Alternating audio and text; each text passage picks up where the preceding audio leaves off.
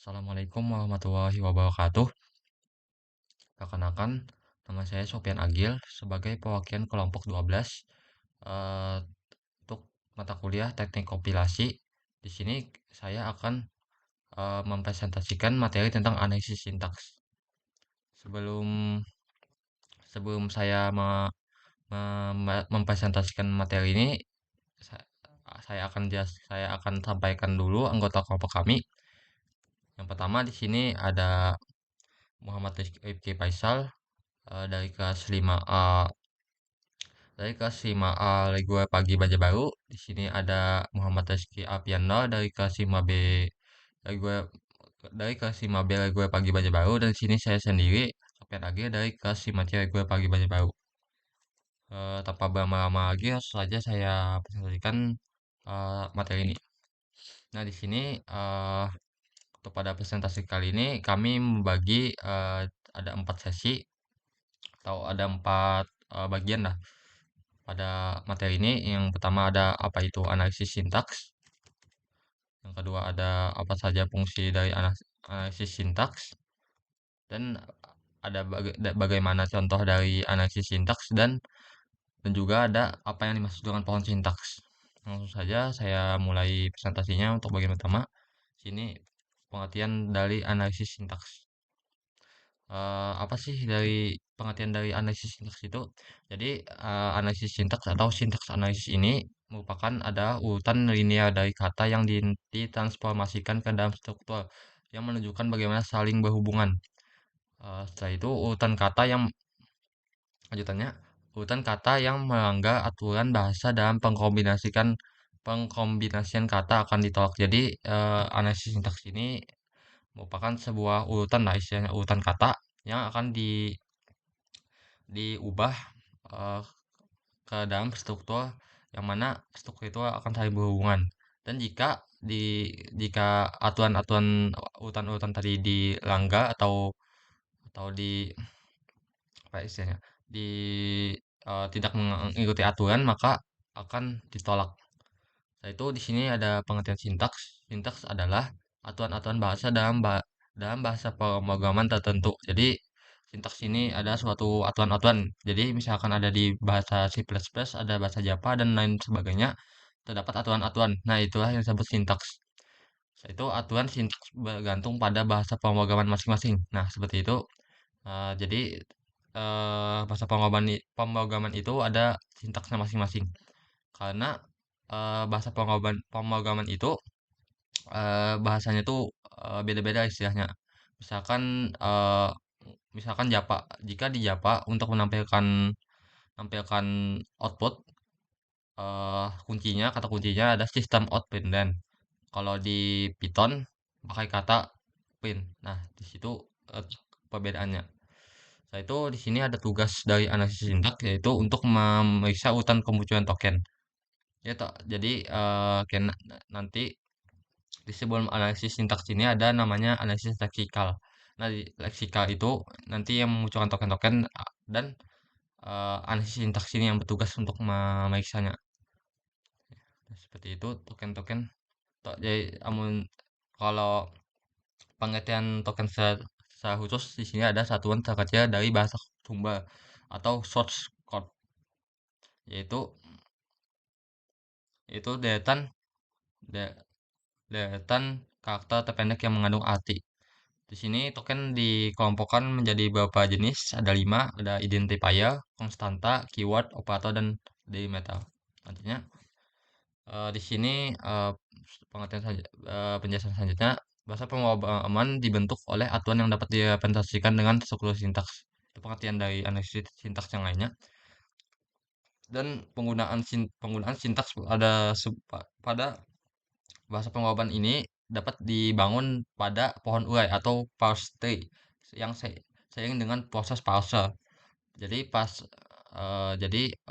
sintaks ini penggunaannya pada bahasa pemrograman nanti akan dibangun sebuah pohon urai atau parser tree seiring dengan proses parser. Parser menerima masukan dari scanner dalam bentuk token. Scanner tadi analisis leksikal, dan bentuk parser tree sesuai dengan sintaks dan tata bahasanya. Jika sekumpulan token yang diterima pasal tadi tidak sesuai dengan aturan tata bahasa dari si bahasa penggaban tadi, maka akan terjadi kesalahan sintaks. Itu error istilahnya. Yang di mana hal ini berkaitan dengan logika matematika. Misalkan A sama dengan B tambah C, X sama dengan satu kali A, dan selain sebagainya. Yaitu pengertian yang lainnya di sini sintaksis adalah kajian tata bahasa yang menjelaskan seluk-beluk kalimat dan hubungan antar unsur yang terkandung dalam kalimat. Nah, di sini ini pengertiannya secara umum, secara kaidah bahasa secara umum. Setelah itu, di sini kajian sintaksis merupakan salah satu cabang ilmu bahasa yang menelaah asal muasal frasa, klausa, dan kalimat. Nah, seperti itu. Pada saat satuan-satuan sintaksis dibentuk, maka unsur-unsur tersebut membentuk pola-pola tertentu. Nah, jika sudah tadi sintaks yang tadi sudah disatukan, maka akan memunculkan sebuah pola-pola tertentu. Selanjutnya, pola-pola tersebut dideskripsikan. Nah, sini yang kedua, fungsi analisis sintaks.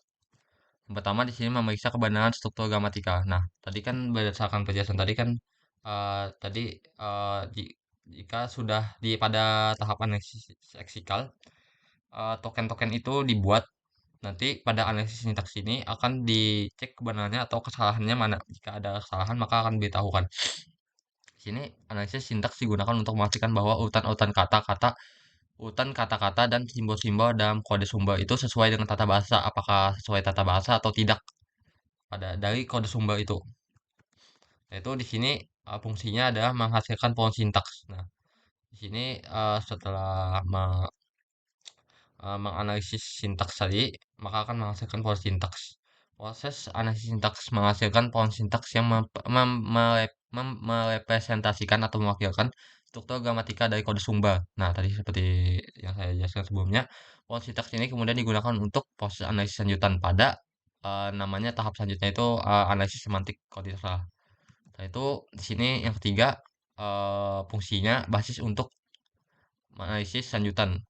Hasil dari analisis sintaks digunakan sebagai basis atau kayak kumpulan lah, untuk analisis semantik dan analisis kode intermediate dalam proses kompilasi. Seperti itu. Yang ketiga ada contoh analisis sintaks. Nah, di sini kami menyediakannya pada bahasa C++ dan bahasa Java. Di sini saya jelaskan dulu untuk bahasa C++. Sini seperti ini. Kenapa jadi ini sebut ada kesalahan sintaksnya di sini eh, karena urutan kata-katanya atau simbol-simbol dari kode sumbernya itu tidak sesuai dengan kaidah bahasa C++. Di sini ada penjelasan karena ada beberapa kesalahan pada kode pada kode ini maka akan menimbulkan kesalahan-kesalahan yang menghasilkan ini kesalahan-kesalahan ini. Nah, itu di sini daftar kesalahannya ada 6. Pertama, cin cin lebih dari tugas titik koma. Salah, seharusnya yang benar eh, cin apa namanya? Lebih darinya 2 kali tugas koma seperti titik koma seperti itu. Seharusnya ini di sini bedanya satu saja, di sini dua. Itu kesalahan yang pertama. Yang kedua di sini cin UTS di sini. Cin UTS sini sama seperti sebelumnya juga kesalahannya tinggal dibenarkan. Sini yang ini yang ketiga, yang ini NA nilai akhir beda atau sama dengan 80. Di sini kurang eh tutup kurung nggak? Seharusnya ada tutup kurung nggak sini di sini.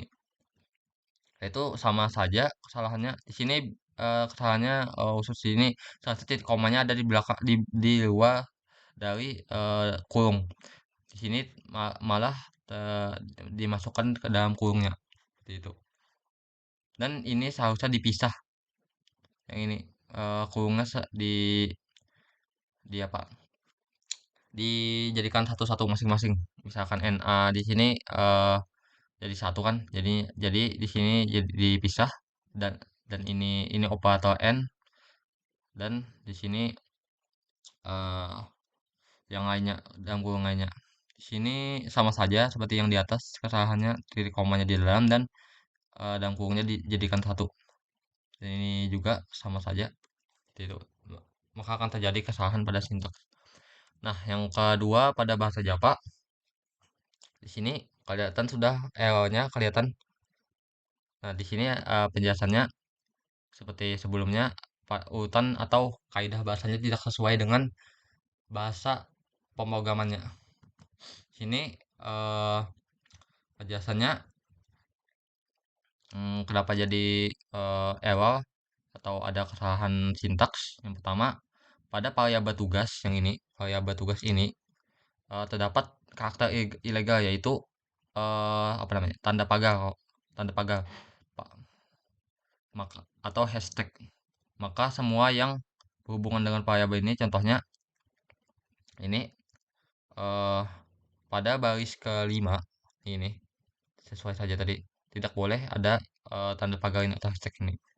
Yaitu pada baris ini lagi, pada baris ke 10 sama saja kesalahannya. Ini kesalahannya ada ini, seharusnya tidak boleh. Setelah itu di sini kesalahannya eh yang kedua ini sama saja kesalahannya, tidak langsung dideklarasikan. Yang ini nih apa namanya? Variabelnya seharusnya di apa ya? Diberikan apa namanya? Diberikan istilahnya tuh Pak varia variabel di depannya atau di sini dapat juga kesalahan kesalahan ilegal lah istilahnya. Kesalahan pada variabel yang tidak sesuai dengan kaidahnya. Itu yang ketiga kesalahannya di sini tidak tidak ada dalam kurungnya seperti itu. Seharusnya eh ada dalam kurung di dalam kurung yang di sini nih. Itu ini salah salah juga karena kesalahan dalam variabelnya. Apa namanya? Inisiasi penamaan pada variabelnya salah. Seperti itu. Kurang lebih. Itu di sini ada yang penjelasan yang keempat itu pohon sintaks. Penjelasan pohon sintaks ini adalah pohon yang merupakan pohon sintaks ini adalah suatu graf terhubung yang tidak sirkular.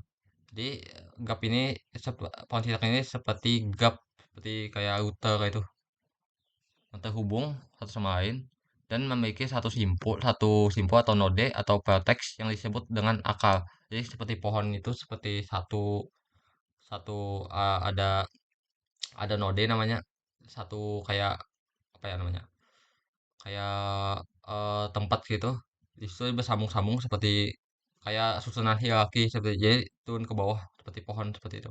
Jadi yang paling atas itu namanya akar seperti itu. Jadi setelah itu pengertiannya. Setelah itu ada pohon sintaks ini eh fungsinya adalah menggambarkan bagaimana memperoleh suatu string atau untai atau ujung simbolnya itu dengan cara menurunkan simbol-simbol variabel menjadi simbol-simbol terminal. Gitu. Nah, seperti ini contohnya. Misal akan di sini si S ini adalah si akalnya, sini ada si anak-anaknya, si cabang-cabangnya itu turunkan lagi seperti ini. Turunkan simbol-simbol variabelnya itu menjadi sampai menjadi simbol terminal atau simbol yang kecilnya ini. Jadi bisa sudah di sini diturunkan jadi A kecil A besar, habis itu di sini jadi A besar, jadi A besar jadi A kecil. Setelah itu di sini juga diturunkan lagi A B B B besar. Setelah itu sini juga sama sampai si ujungnya itu mencapai simbol terminal. Ini ini perumpamaan aja, tidak tidak apa namanya? Tidak sebenarnya ya bisa dianalogikan ini sebagai misalkan rumah jak misalkan jalan-jalan ke kampus, misalkan ada jalan A, ada B itu seperti itu analoginya. Yang mana akan diambil setiap ujung simpulnya itu atau hasilnya itu. Nah, mungkin itu saja yang dapat saya sampaikan pada presentasi ini. Apabila ada salah kata atau kekurangan dalam presentasi ini, mohon dimaafkan. Assalamualaikum warahmatullahi wabarakatuh.